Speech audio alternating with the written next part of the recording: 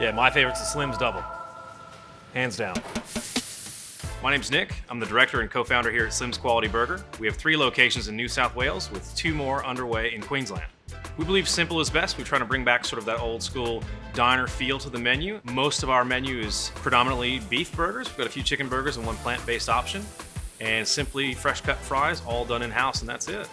Well, we use fresh ingredients, only fresh ingredients, all locally sourced. Everything's made here in-house, fresh to order, every order.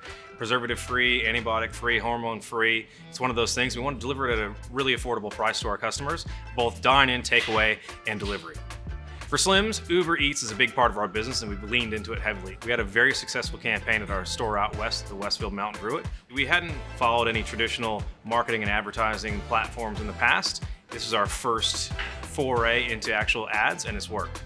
Yeah, I think trust the Uber Eats marketing tools platform. It can show exactly what you spend and exactly what you receive in relation to your ad spend.